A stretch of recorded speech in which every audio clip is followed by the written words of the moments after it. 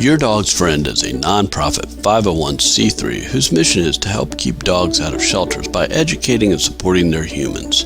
We promote positive method of training and behavior modification through stress-free methods.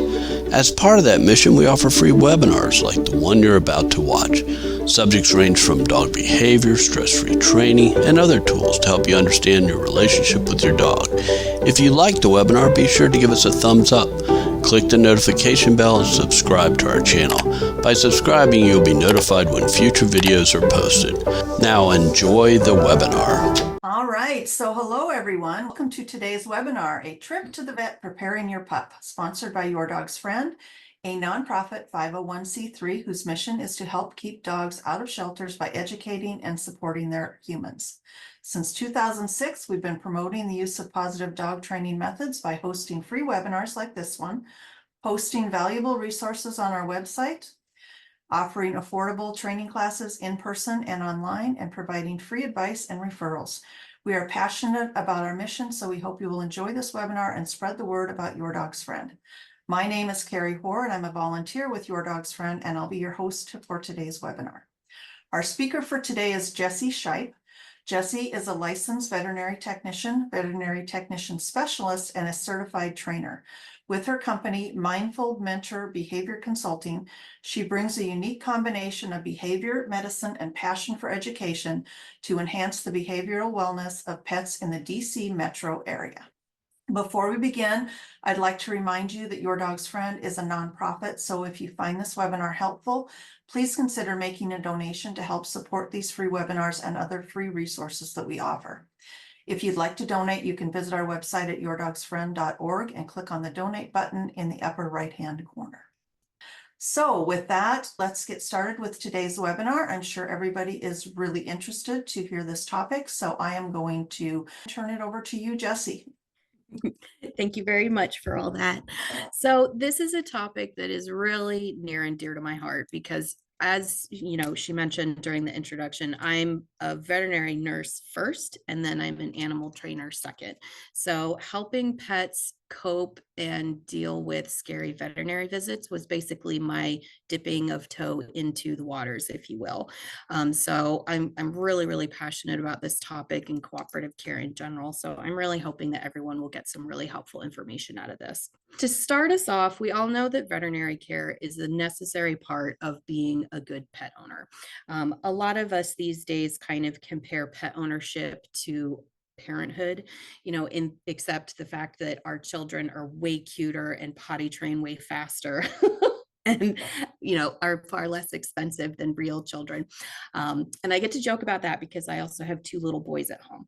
So when it comes to medical care for those that we're responsible for, really there are 2 primary goals for medical. What we're trying to do is ensure we're getting preventative care. So for our pets, that's usually vaccines. We're giving them flea and tick and heartworm prevention on a regular basis. And we're also taking them in for general wellness exams at least once a year, just to make sure there's nothing that we're missing.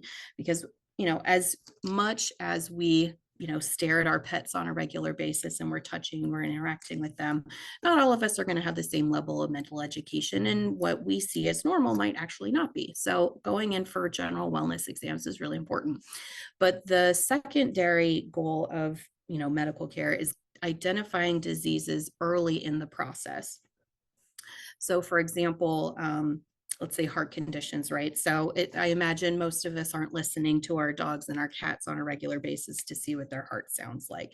Whereas at a wellness exam, your veterinarian is going to be doing that as part of their comprehensive physical. And so they'll be able to say, hey, his heart rhythm sounds a little funny, or we've got a new heart murmur. Did you know about that?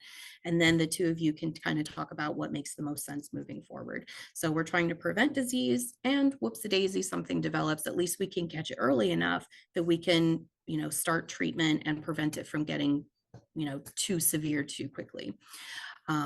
That said, yes, we know it's important, but stress at the veterinary clinic absolutely influences the family's willingness to take them in for medical care in the first place. So over here, we've got this chart that was pulled from a 2011 study called the Bayer Veterinary Usage Study, where they were trying to figure out, how much money do people want to spend on vet care and how frequently are they going, that sort of thing. So this graph is demonstrating the reasons when an pet owner might choose to take their pet to the veterinary clinic. And my favorite is that the very top one, most would be not taking their critters unless there was an actual vaccination needed, which is everybody in the veterinary community knows that about cat owners, which is why a lot of them will choose to only carry 1 year vaccinations for cats, because we really need to see those kitties for their annual wellness visits. Up to 26% of people who, were included in this study indicated that as dog owners, it's stressful for me just to think about going to the vet. So I can only imagine how scary it must be for their dog when we are actually going to the vet. And I mean, thankfully, most pet owners report, as far as dogs are concerned, less than half of them are, hate going to the vet. But for our kitty cats, which is not necessarily the topic here, but cats hate going to the vet on a regular basis. And so the other thing to keep in mind is that medical care has to be a team effort. I mean, we as the medical professionals, we only see your pet for a fraction of the amount of time that you guys do. And so while we'll do what we can on the hospital side to make things as low stress and easygoing as possible, there is still a lot in your hands that you can do to help make it easier for your pet to get medical care and be less fearful while they're there. Overall, during this session, we're going to be taking a look at these different things. So first, why are veterinary visits stressful in the first place? How can you find the right clinic for you and your pet? What does socialization and training have to do with, preventative medical care? What are some things that we can do to set up our pet to be successful at the vet? And then finally, some troubleshooting, because even the best laid plans like to, go outside of the box every now and then. So before we get started on why they don't like the vet, I wanted to take a second to look at stress in general.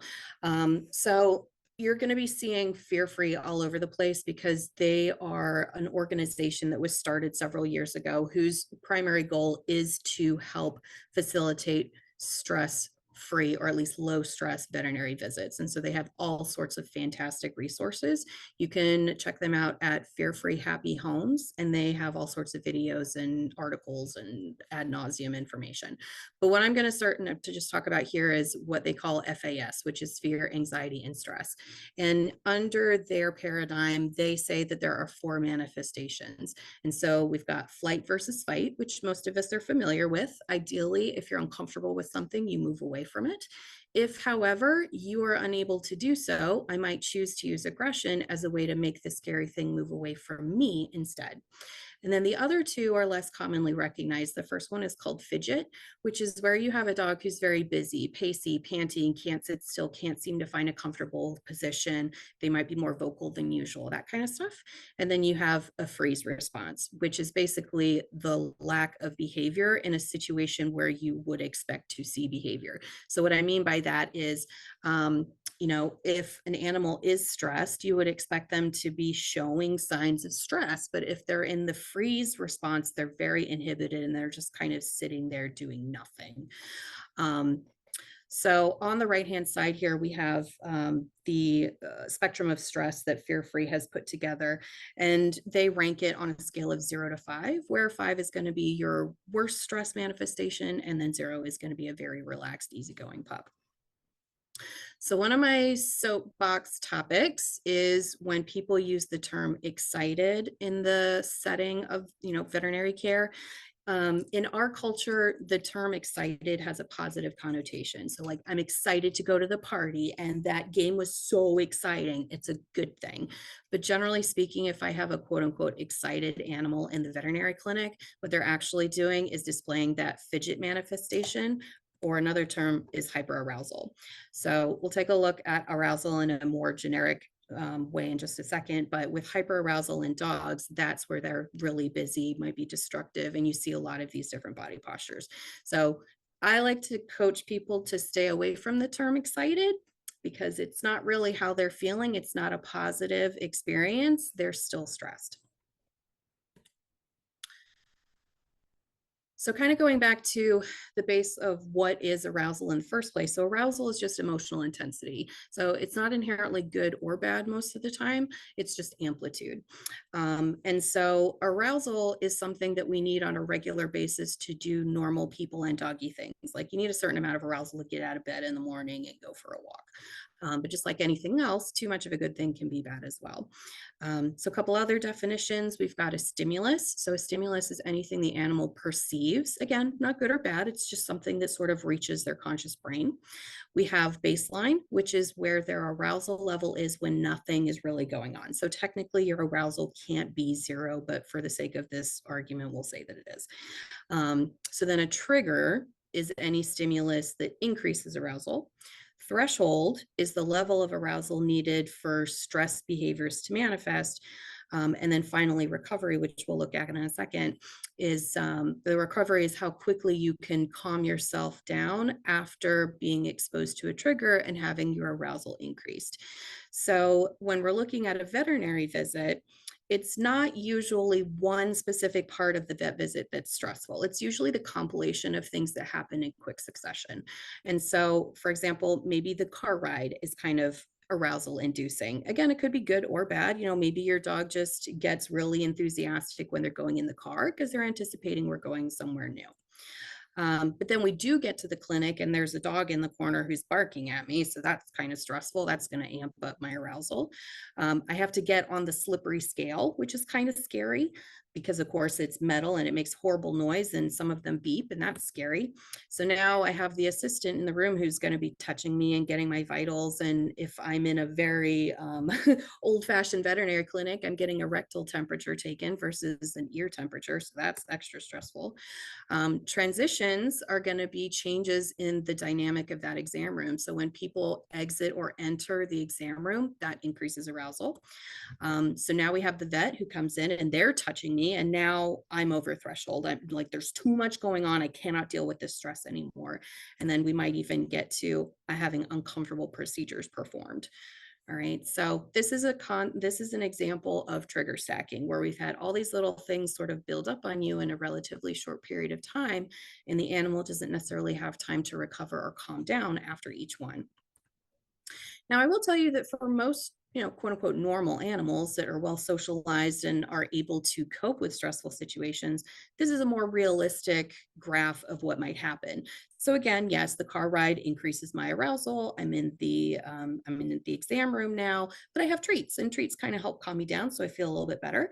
And then the scale and so on and so forth. So there are little events that happen throughout the visit. Some of them are going to increase your arousal and some of them are going to decrease your arousal. But as a general rule, if I've got a happy-go-lucky dog, yeah, I'm stressed. It's a weird experience, but I'm not going to go over that threshold and have a really hard time and start, being super fearful and hiding and panicking and that sort of thing.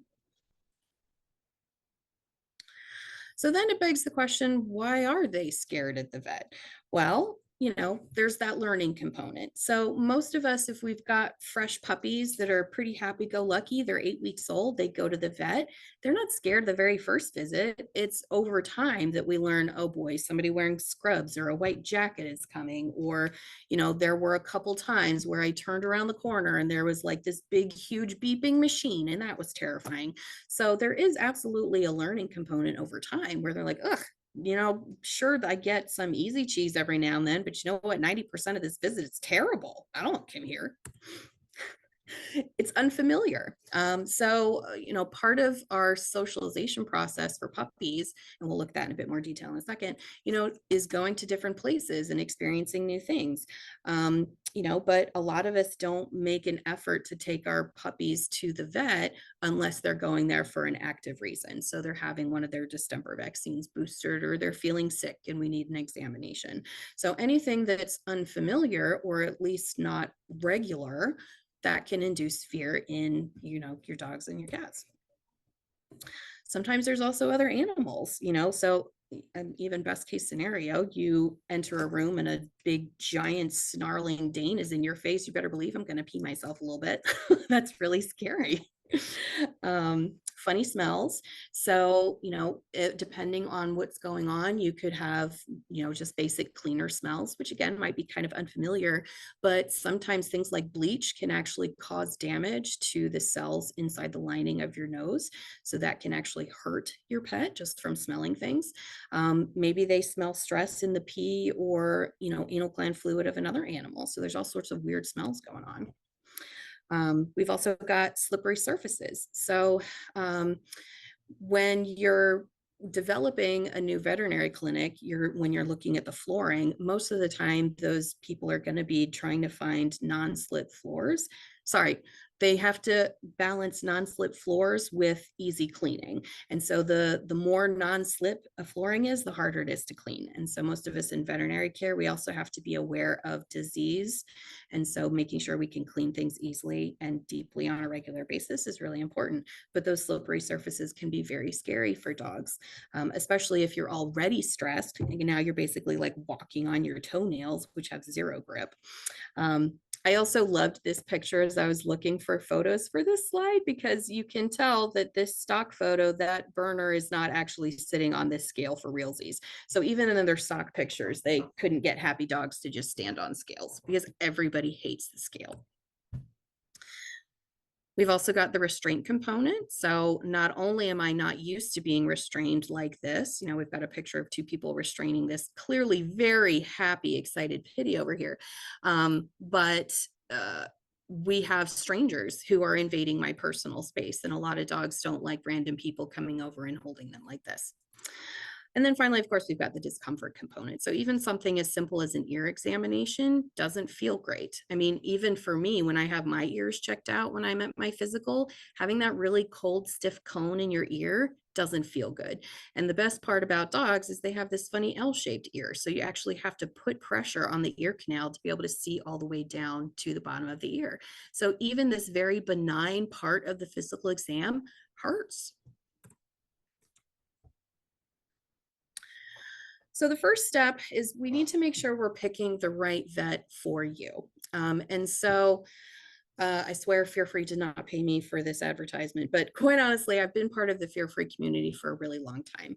And while not all of their Fear Free certified professionals are created equally, we know that people that have gone through their certification program at least have some understanding that stress in the veterinary clinic is not normal and can be managed better based on how we're interacting with our patients and setting up our hospital. So Fear Free has this really awesome directory that you can use to basically put in your zip code and find pretty much any type of professional that you're looking for. So if you need a groomer or a dog walker even, you can go to the Fear Free website and you can find someone within X number of miles. So if you're in a place where you don't have a lot of Fear Free certified professionals, I mean, you can always just do the old fashioned, like read their biographies. What are these people interested in? Go through their business reviews and see what other people have said. Even the 1-star reviews I find helpful, because what are other people complaining about? I mean, sure, their complaint might not be super realistic based on what you know about medical care, but the way the people respond to that complaint, or if there's a commonality in what they're complaining about, that tells you where this clinic is lacking and whether that lacking is something you're okay with versus not. You can also set up phone calls. I mean, maybe you can't speak directly to the veterinarian, but you could certainly chat with some of the nurses and get a feel for, like, hey, I have a special needs dog who needs a veterinarian that can go a little slow. Talk to me about what you can do to make that happen. Or who's the best vet for me to schedule this appointment with so that I can make sure that they stay as calm and relaxed as possible. And then finally, make sure we're upfront with our expectations. Most conflict can be avoided if we're communicating effectively and explaining what our expectations are from that interaction. So make sure you're talking to them. Next, we can take a look at how socialization feeds into positive veterinary visits. So as a quick overview, the socialization period is a sensitive learning window between about 3 weeks and 16 weeks of age. So it's in that time that animals are learning what's normal in their world and what's not. So theoretically, anything that they are not exposed to during their socialization window can be met with fear, anxiety, or aggression later on in life. And so a lot of people think of socialization as just social interactions, but it's a lot more than that.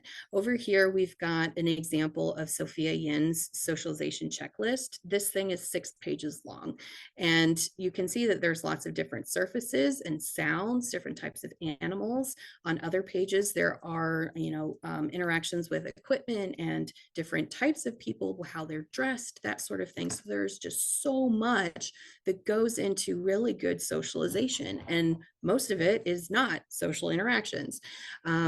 So kind of again, we talked earlier, most of us are not taking our puppies to the clinic just purely for socialization, but that's something that we can absolutely do. So again, under the fear-free paradigm, they talk a lot about having happy visits where, you call ahead and say, hey, when's a quiet time of day? And you just take your puppy in and you get some treats, you walk around their treatment room and you go home. Nothing bad happens.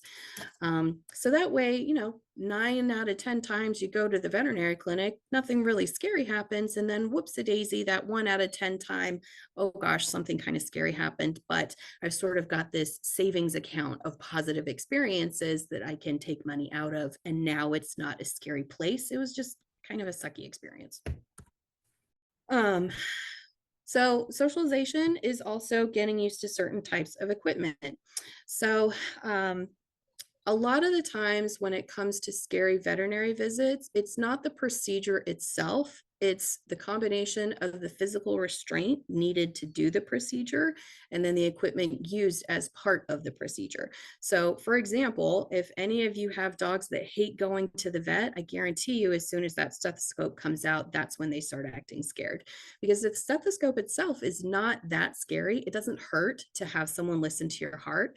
But the stethoscope is the gateway to all the other scary things that are about to happen. And so they have learned that the stethoscope means really bad things are about to happen. So as part of your socialization, you can get a really cheap, like here is a $6 stethoscope off of Amazon, and you can practice having that around the house. And look, the stethoscope came out and chicken rains from the sky and everything's amazing and wonderful. And again, that way, 9 times out of 10, when I see a stethoscope, it doesn't mean anything. But that 1 time out of 10, it's the gateway to something scary, but I've had a lot of practice dealing with that stethoscope. And the same thing applies with these nail trimmers. So these orange nail trimmers, every single veterinary clinic in America probably has a pair of these nail trimmers. You can buy them online for like 10 bucks, have a pair, smear them with peanut butter, get your dog used to them when they're little. And that way, when the nail trimmers come out somewhere else, it's less likely to send them into a panic. Other things you can practice, picking up and carrying your pup, even as they get older. They're not going to be the cute, tiny, bumbly puppy all the time, but we should still be practicing picking them up and carrying them, and holding them in different ways that we might not necessarily do unless it's part of a training program. So here we've got 2 dogs who are being carried. One is a smaller one. And I like this one because it really emphasizes the, arm under the abdomen supporting the whole core of the dog.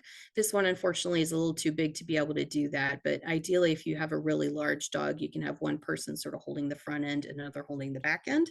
And that way you do have a bit more support for the whole dog. But certain restraint techniques, again, how many of us just do this on our dog for funsies? But this is a very, very common restraint technique. It's called either a bear hug or standard restraint, where you've got one arm under the belly to prevent the dog from sitting down or lying down. And then you've got one arm sort of under the neck. And sometimes you'll have it so that the forearm is up here, sort of lifting up the chin a little bit. And this is designed to prevent the animal from moving forward or using their teeth to actually, aggress towards anybody. But if you're following all of our protocols, that's not going to be a problem. But anyway, here's a good example of practicing to hold a dog a certain way. So this isn't something that we do on a regular basis. Make it part of your training program. And if you want really good pictures and videos, Sophia Yin also has this handling and restraint book. This is sort of like the cornerstone of training veterinary professionals to restrain animals safely and effectively. So if you really want to jump on in, feet first, like this is a really great book to purchase.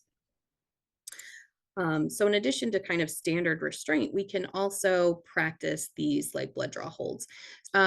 So practicing for blood draws, we collect blood samples from 3 common locations. One is in the front leg, one is in the back leg, and then one is the jugular vein. And so for these 2 holds, you basically are supporting the head to make sure they're not wandering off or sniffing or licking anything. And then we sort of pick up the front leg and sort of cup their elbow in your hand here. And then another person would be collecting blood. And this one, I adjusted the contrast so that you could see it. Please don't judge my photo. But basically this dog's bottom is between her 2 feet. These are her knees. And then she's sort of using her 2 hands to kind of lift the dog's head so that someone can access their neck down here. All right. So ultimately, what we need to know about restraint is that we're using physical restraint for a few reasons. One, I'm trying to keep the pet still so that they're not wandering off while I'm in the middle of something. It's going to prevent that movement. But what it also does is it prevents the animal from retreating if they're feeling overwhelmed. So if you have a dog or a puppy that's sort of predisposed to being nervous, yes, we talked about those 4 manifestations of FAS, but at the end of the day, we have a fight versus flight response. And so ideally, if I'm uncomfortable with something, I can walk away. However, if I'm being restrained by a medical professional, I don't have anywhere to go. I'm stuck. And so that's where aggression can stem from, is I'm using aggression because I have no other options. And so from the fear-free paradigm in my own personal training, my philosophy with restraint is that good restraint is mental restraint. If you keep your dog happy, if you keep your patient calm, there's no reason for them to walk away in the first place. So why do I have to use all, 3 technicians that I have to facilitate the snail trim? I don't. My job is to keep the dog calm, relaxed, and rational. And so we talked a little bit about practicing some of these restraint techniques at home, but ideally we never have to use them. Ideally, we do teach other trained skills so that we don't have to use sort of traditional restraint anymore. So here are going to be some of the skills that you can train at home that will absolutely help with veterinary visits. Excuse me. So I really debated over how much detail to go into about training some of these things. So this is going to be really brief, and I apologize about that, but there are a lot of really awesome books and videos and articles online that can go into a bit more detail about this.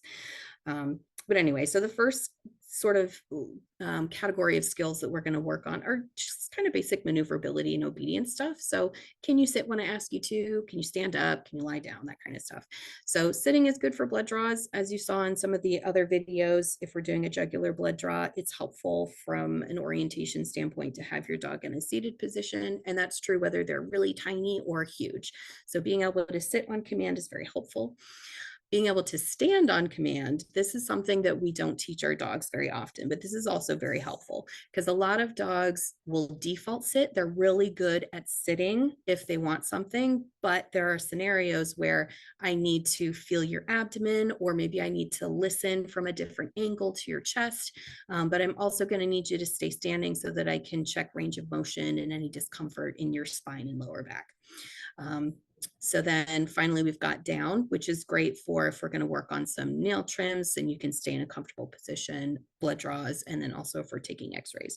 So when we're teaching these particular skills, we use luring, which is basically I have a treat in my hand and I move it in such a way that you kind of accidentally move into the position that I want. And so then once they're successful, we mark, we say, good job, we say yes, we use our clicker or whatever, and then we give the treat. So this is an older dog. Obviously, she's going to know these skills really well, but this is just a real quick, like, look, I have a treat. I move it so you fall into a sit.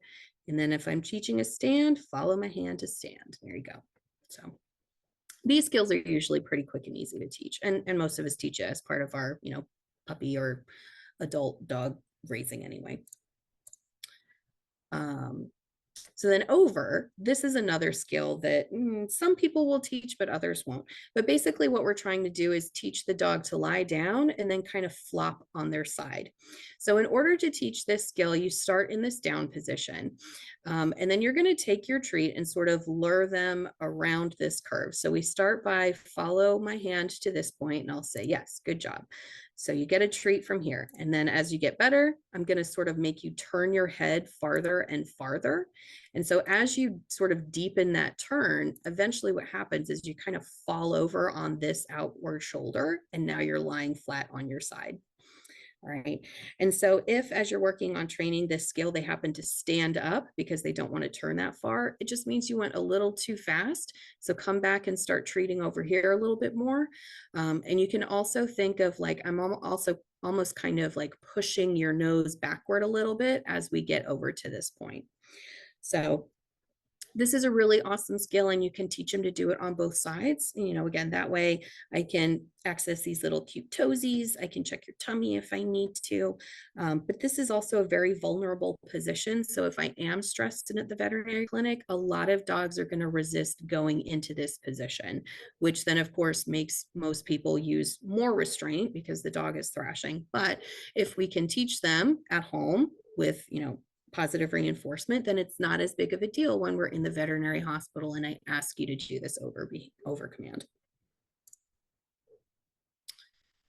Couple sort of targeting behaviors. So teaching a touch is a great jumping off point. Now, most of you that have done any work with your dog's friends, trainers know what a touch is, but just a quick review. The touch is basically, I teach the dog that if I reach my hand out towards you, you boop it with your nose. And we train that pretty quickly. So the way I do it is I'll sit down with my dog and I'll give them a couple what I call free treats. I'm not expecting you to do anything. I'm just handing you cookies. And then on repetition, maybe number 5, I'm going to open my palm, and your dog is usually going to automatically want to boop your hand to see or sniff it or lick it or whatever, because the last 4 times you had a treat there. So they're going to sort of default boop you and you go, yay, you did it. And you get a treat for that. And so then you give a couple freebies and then open palm. Yeah, you did it again. And so as they get better and you see the light bulb, you know, it clicks on, then you're using less of the free treats and more of just the open palm. And then as they get better at it, you can increase the distance and ask them to like walk over here a little bit, that sort of stuff. So training chin and nose lift. So this is an example of a chin rest. And then the muzzle lift, I completely forgot to put a picture in here, is kind of the opposite, where I hold my hand and you're supposed to put your nose up into my hand. And the reason I really like that behavior is especially for oral examinations, because again, somebody sticking their fingers in your mouth is incredibly aversive. And so by teaching them to do this muzzle lift, I've now got fingers on both sides of your lips, and I can just very gently lift those lips up to take a look at your teeth and see if there's anything going on in there. So training the chin, we use luring, just like we talked about with the sit, stand, down. So for really big dogs, I usually lure their chins over my lap, because when you're seated, it's a slightly more neutral position. For little dogs, you can do a chin rest in your hand, or this little guy has learned how to chin rest on this nice little soft blanket on a box. But we use luring, where I've got my cookie and I'm just going to kind of pull your little nose over whatever surface it is. And as they get better at it, we ask them to keep their head here just a little bit longer. We fade the lure away, that kind of thing. And then with the lift, it's exactly the same. Lift is a little bit more challenging because your hand is now right in their eyeball level. So teach these other skills first, and it'll make it a lot easier for you to start working on this one, because they've already got practice with kind of this concept. So then the last skill that I really like for vet visits is a settle, where basically we're teaching the dog that on this particular mat, when nothing's happening, what I want you to do is go over and lie down. All right. So we use the technique called shaping to teach this one, because it's a bit more complicated than just stand up and roll over and that kind of stuff. So what we're doing with shaping is we're taking that big complicated behavior and we're breaking it down into baby steps. So again, the big behavior is go down, or excuse me, go to the mat, lie down, take a breath, and be calm. But we can even break that down into a couple phases, where phase 1 is, can you lie down on the mat or lie down in general, because some dogs really, really struggle learning down. And so if we've tried using luring to teach down previously and it hasn't worked, shaping technique might help. So this little girl, she's getting rewarded for behaviors that get us closer to lying down. So she got a sit, she moved her head, so she got a treat for that.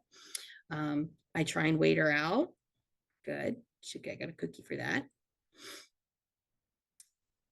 And we think about it. Don't get cookie. Oh, there you go. Good job. All right. So I'm on the ground when I'm training this behavior because it's much more likely that my dog is going to want to lie down because I'm more at their level. So for full disclaimer, this was this dog's second training session on learning how to down via shaping. But I want to say when I first worked with her, it took about 15 minutes or so. So again, really what we're doing is we're picking behaviors that the dog is offering you that get us closer to lying down. So, you know, if she was just standing here staring at me, I would wait for her to offer me a sit, and you get a treat for a sit. And then from a seated position, can you drop your nose down a little bit? Awesome. So nose closer, or nose sniffing the ground is closer to a down than just sitting here staring at me. Okay, so we're just shaping behaviors that she's offering me that get me closer to that down.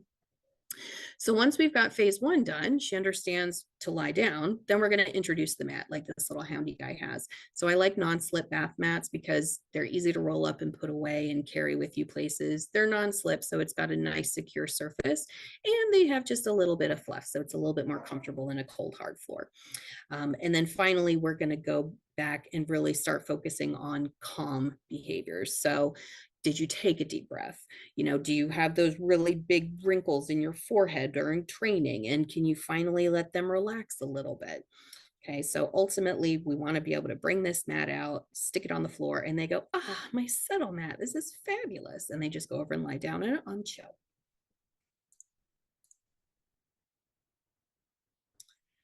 All right, so now we're going to move on to what can you do in preparation for an actual veterinary visit.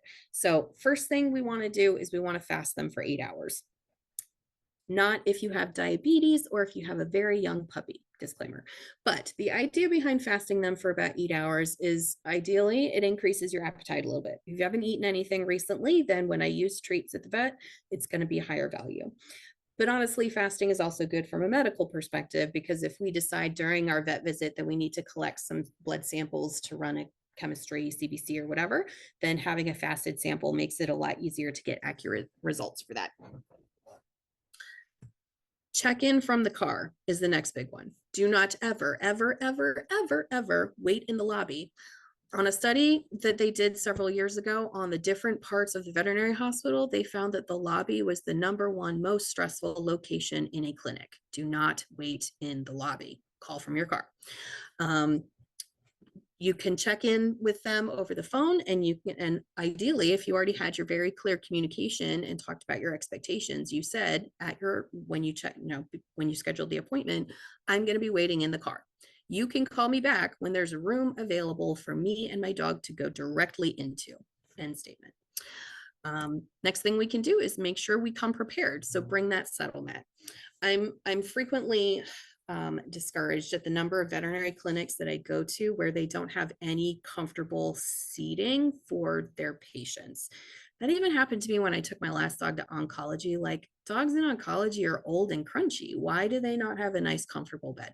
So anyway, just assume that there's not going to be anything comfortable for your dog to sit on, so bring your settle mat. Additionally, that's going to be great from their learning perspective, because we already know that our settle mat means good things. But also making sure that you have your treats, chews, toys, that sort of thing. So I joke, it's a little like taking your toddler out on the town. You got to make sure you have all your stuff ready to go. But this is especially true for puppies. When I was in general practice full time, this was one of my biggest pet peeves. Like, that puppy is going to come in here and be curious and quirky, and they're going to chew on things that they're not supposed to. So we have to make sure we have things ready to go for our puppies, because if we don't entertain them, they will find their own entertainment. So with all of this stuff, we're going to plan on trying to keep our dog engaged and out of trouble as much as possible. Because again, if I don't give you something to do, you will find something to do. Here's another big piece. stay with your pet. There are a lot of old-fashioned veterinary clinics that they want to talk to you for 0.2 seconds in the examination room and then take your dog to the quote unquote back. There's no reason to do that. We need to clearly communicate at check-in and when talking with your nurse who's getting your history and vitals that you intend to stay with your pet the entire time. This is not an unrealistic request. There are only a couple procedures that they legitimately need you to be out of the room. One of them is x-rays, because x-rays are dangerous. You have to wear proper protective equipment, and potentially ultrasounds. There is no reason that you cannot be present for shots, blood draws, examinations. Everything can be done in front of you. And the reason I say this is because your presence keeps your pet feeling safe. So everything about what we're doing here is keeping our animals calm and relaxed, because calm, relaxed animals stay still when you're doing veterinary procedures. They have no reason to walk away. So you being there helps them stay calm and feel safe. So here's a fun little tangent. So a lot of people will claim, well, if I leave the dog in the room with their owner, they're going to be protective of their owner. Wrong. Dogs are not inherently protective of anyone except themselves. So in this scenario, the dogs are not protecting their owners. They are what we call emboldened by the presence of their owner, which is different. So if any of you have children, it's the same thing that happens when they go to grandma's house and they're on their best behavior, but as soon as they get in the car, they emotional dump on you. It's because we as their parents, they feel safer talking to us. They know that we will love them regardless of the crazy shenanigans they get into. So the same thing happens with our dogs. If my person is present, I'm comfortable expressing how scared I am in this situation, and I might use aggression to try and make the medical staff stay away. However, if you take that same dog into the quote unquote back, the treatment room, and they suddenly do so much better, it's not because they're less fearful. It's actually because they're more fearful, and now they're frozen, shut down, inhibited. We call that learned helplessness, and it is not good for your emotional welfare.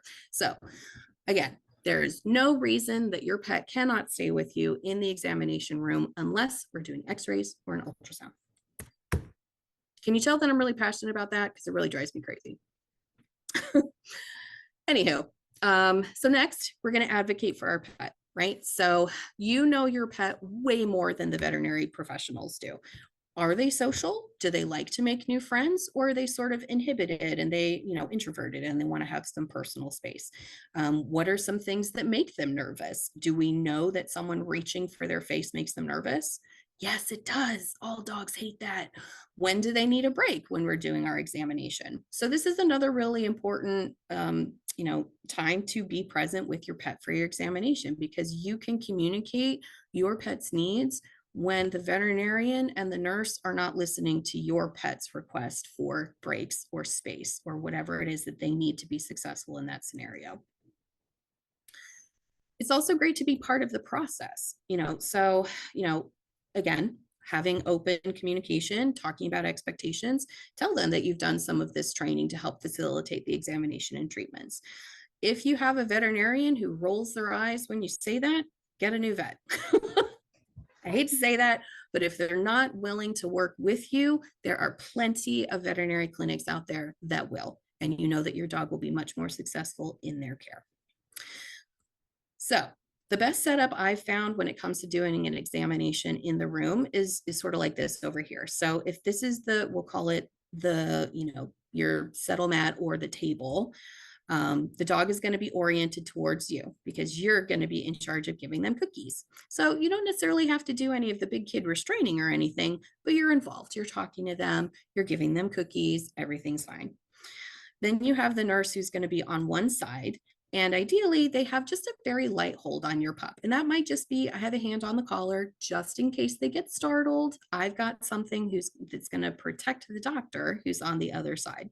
Because we often joke in medical or in veterinary medicine that the nurse's job is to keep the doctor safe. And that's absolutely true, because the doctor is worth more than me. So you don't necessarily need to be quote unquote doing all the restraining per se, but again, you're still part of the process. You're handling that mental restraint component. You've got your nurse here in case the doctor needs an extra pair of hands, but the doctor is pretty much free to go ahead and do their examination and look at all the body parts of your critter. And then if we're not actively looking at the dog, doing an exam, collecting samples, we should go back to our settlement and we can have our stuffed peanut butter Kong or our bully stick or whatever the case may be. Again, keeping them engaged and doing something positive. So then the question comes up, well, what if they don't like the exam, or what if they don't like certain parts of the exam? That's going to happen. This dog here, his name is Townie. He was my parents' dog. Thankfully, he didn't have an aggressive bone in his body, but he was one of those that if you use traditional restraint with him, he would panic and scream and alligator roll. So I was like, perfect. This is a great example of how to work with a sensitive dog. So I did film a full physical exam with Dr. Pike, but I just cut out the examination portion or ear examination portion.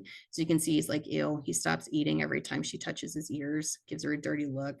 Same thing here. He's like, ugh, freeze, hate it, look.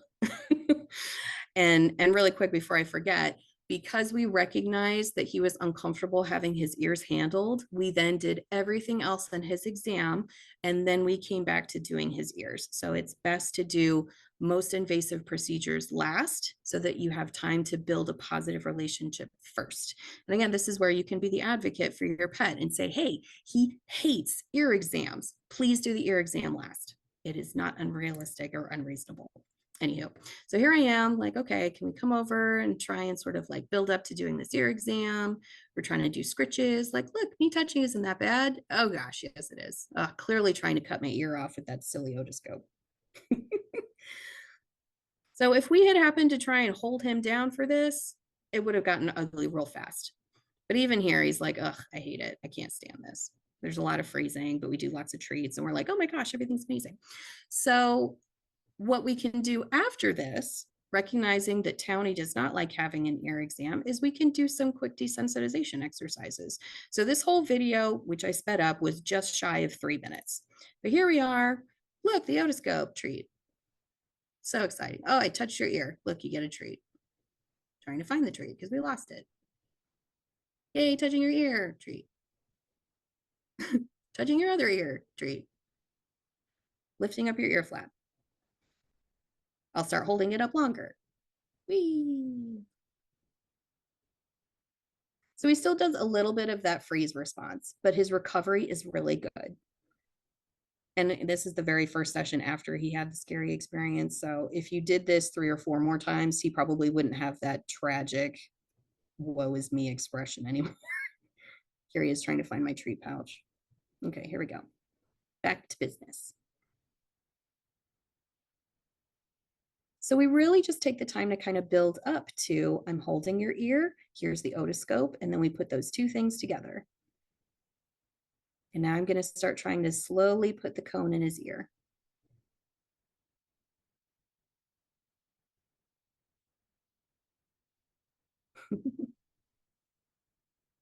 He's such a goofy boy. All right, so I don't know if you guys caught that, but here he starts to do some stress behaviors. And I said, okay, hold on, give him a break. So he's sniffing, sniffing, sniffing. That increased exploration, as we call it, is a stress response. He's trying to calm himself down and cope with the situation. And as soon as I realized that's what he was doing, we stopped and I gave him a break. And now he's coming back. Well, now he's trying to steal my treats.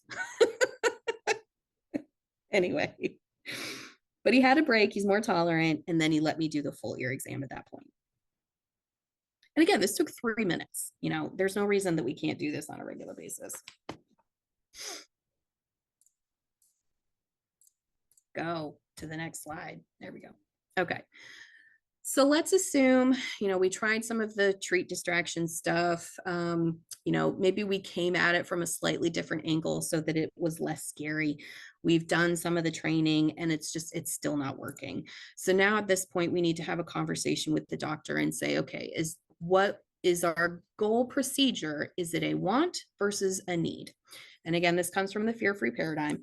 So a need is anything that I legitimately need to do right now, or your dog is going to either get very, very hurt or it's going to die. So therefore, wants are everything else. And I can tell you that 99.99999% of the time, what we're doing is a want, not a need. I can wait 3 or 4 days to get your vaccine into you. I don't need to do this nail trim right now. And quite honestly, if I do have a need scenario, that dog feels so crummy that he's going to let me do pretty much whatever I need to anyway. So if your dog is putting up a fight, it's probably a want, not a need. So what we can do is say, all right, let's just end on a good note. Let's do something easy. Why don't I just like feel your tummy and listen to you really quick, get some treats, and then you can come back on another day. So end on a good note and just schedule another appointment. Maybe we need to start talking about what we call PVPs. So PVPs are pre-visit pharmaceuticals, and what they're meant to do is decrease stress and therefore make the pet more receptive to the learning process. And the reason I underlined and bolded learning is because we still need to implement training to help facilitate that cooperative care in the future. PVPs are not an excuse for the medical professionals to hold down your dog next time. What we're doing is we're trying to make it easier for them to learn that this doesn't have to be so scary. So then worst case scenario, maybe we go forward with some sedation, so maybe we've done all the training, we've tried the PVPs, or, maybe we really just want to get this rabies vaccine and this blood work done now, and then we have more time to practice it for next year. So we can use injectable sedation to make that pet completely unconscious, and then they can't be stressed anymore. If you can't experience it, you're not perceiving it, it's not stressful. So sedation is absolutely, absolutely an option as far as these guys go. And I will tell you that, working in veterinary behavior for a long time, there are absolutely going to be pets that no matter what we do, they cannot overcome the trauma of a poor veterinary experience that they might have had when they were younger. And so those animals, they do need to be sedated for every single veterinary visit. That doesn't mean we can't use training to make it safer and lower stress to get sedated. But there are always going to be dogs out there that, maybe they can do everything, but they can't handle blood draws. Or, I've got a dog that, as soon as they walk into the building, they're absolutely terrified and super aggressive and quite honestly dangerous. And so sedation is something that we can use if needed. But ultimately, prevention is key. We want to prevent the trauma from developing in the first place. We want our pets to learn that going to the vet is not that big of a deal. And so that's why we're focusing on all this environmental management, picking the right vet, and doing training. All right, so in summary, veterinary care is a team effort. We need to be communicating with our veterinary team, setting everyone up for realistic expectations, and ensuring we're all on the same page. A lot of what you do in between those veterinary visits is going to help set your pup up for success. So socialization, making sure we're exposing them to lots of things, having happy visits, training those skills so that it's easier for the veterinary team to interact with your pet, and also less, traditional restraint will be needed. Making sure that you have a veterinary team that respects your desire to make this a successful visit. And like I said earlier, half jokingly, if you talk about some of these things and your vet blows you off, they're not a good fit for your team. You don't have to stay committed to that veterinary practice. And then finally, even if you do have a pet that's really struggling with veterinary care, there's a lot of things that can be done to help these pets be more successful. Inevitably, there will be those couple critters that can't focus on or can't tolerate an examination without some degree of sedation, and that's okay, because all of these techniques that we talked about are still going to be helpful for that pet in dealing with what little they are exposed to. And then shameless plug, as I said earlier, one of the main reasons I got into animal behavior and training in the first place is because of patients that I was dealing with in veterinary care. So you can always reach out to me. I have free discovery calls where we can just chat for 15 or 20 minutes to get an idea of what your problems are and what we can do. I can do remote or in-person cooperative care lessons. And I also act as some patient's personal veterinary nurse. Like next Friday, I have a patient that I've been working with for, I don't even know how old he is, probably like 8 years at this point, but I'm not working at her primary care vet anymore. So she reached out and said, hey, can you just come with us to the vet? And I said, absolutely. I can do all the muzzling. I can give him his injection. I can be there to monitor him while he's under sedation. And even though, sure, the veterinarian and her team there could probably do it without me, I'm still of an important part of the team as far as the owner is concerned. And so if I'm just there for moral support for the owner, totally fine. I can do that too. So you can read more on my website, mindfulmentorbehavior.com/services. Any questions? That was fabulous, Jessey. Yeah, there are a couple of questions. Let me start with Gail, who asks, she says, our dog is reactive to body handling, snarls when other people other than us touch him. At our last vet visit, we had muzzled him after some training, but he was still aggressive. Can you give us tips on how to start the desensitization and happy visits? His annual is coming up in August, so we want a head start. Definitely. So, something else to talk about with them, you can always review the use of PVPs. So, just as a quick review, those are short acting medications that we can use to reduce your pup's stress. So that ideally they have a sort of a longer fuse, if you will. So maybe with some PVPs on board and some of the, other training things, your dog can tolerate. Like today we're just going to do the physical exam, and maybe you come back and we do shots another day, and then you can come back and we'll do a blood draw on a third visit. So often by breaking up those different parts of the wellness visit, your dog has more time to decompress afterwards, and they don't hit that threshold quite so quickly, because that's really what we're trying to do, is prevent your dog from hitting threshold, which is where the growling, reactivity, barking, that kind of stuff comes in. Muzzle training at home is also a really great tool, which we didn't have time to go into today. But that way you can bring your own muzzle with you. And sometimes if you do your muzzle training really well, it even gives the dogs a sense of calmness when their muzzle is with them, because you've done such a great job of building a positive emotional association with it. You can also, see if there's someone at that particular vet who's interested in behavior and cooperative care, and they can do some, like, I'm going to be your guinea pig. You come in for your happy visits for a couple times where you just come in and get junk food and go away. And then we move on to, all right, now I'm the nurse in the examination room. Now you get treats and you get to just go away. Maybe have that person ask your pup to do a couple easy tricks, hands-free, of course, there's no touching involved.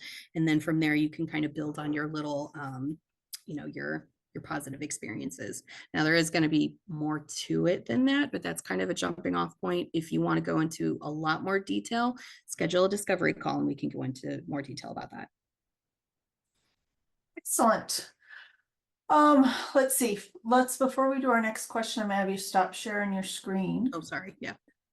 We kind of already answered Morig's question. What do you think about a dog wearing a muzzle if they struggle with procedures?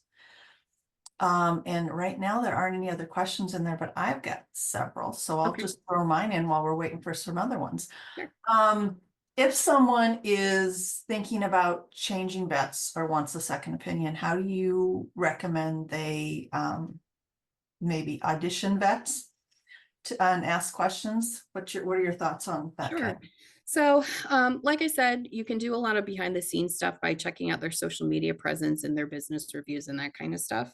But you can certainly just call the front desk, because a lot of people that are comfortable working with special needs dogs at the vet, their receptionists are trained to answer a lot of those questions. Like, hey, can I talk to you about, this is what my dog does. What can you do to make it easier? And then, just in case, you're occasionally going to run across people who are like, oh, I don't really want to answer that question, but I'll get you a nurse who can answer it, and so you can certainly talk with the team. And again, having that conversation up front makes it a lot easier for everybody's expectations to be met. Yeah. Yeah. Let's see. Let's talk about pain. If someone thinks their dog has pain, because we all know it's really hard to diagnose chronic pain in the vet's office since the dog is already aroused, what can clients do at home to help with a vet being able to diagnose that pain? Take videos. At this point in my career, I don't put a whole lot of stock in assessing pain hands-on anymore, because you're absolutely right. Like, most of the time they're so overly aroused that they're like, no, everything's fine. That doesn't hurt. But then they go home and 20 minutes later, they're three-legged lame again. And to be honest, I don't think veterinarians are always the best at being able to assess pain, period. So if you're concerned about your dog being uncomfortable, having videos of them just like kind of trotting from the side is really helpful. Have them trotting towards the camera and then away. Those 3 little videos, 10 paces per ankle, is really, really helpful, because you can clearly say like, no, look, he's limping. I don't know where he's limping or where it hurts, but this was, 20 minutes before I left the house. He's clearly uncomfortable. And that way you have legitimate proof of this is what it looks like. Excellent, excellent. Well, oh, wait a minute. We've got, Jean has a question. Our pup doesn't like going to the vet, but can usually deal with a few minutes of the visit before she starts really panting, pacing, and looking for an escape. My husband is nervous about giving her meds to calm her down because he's worried about her being too lethargic. Are there health concerns about medications? Great question. So it does depend on what medications you're using.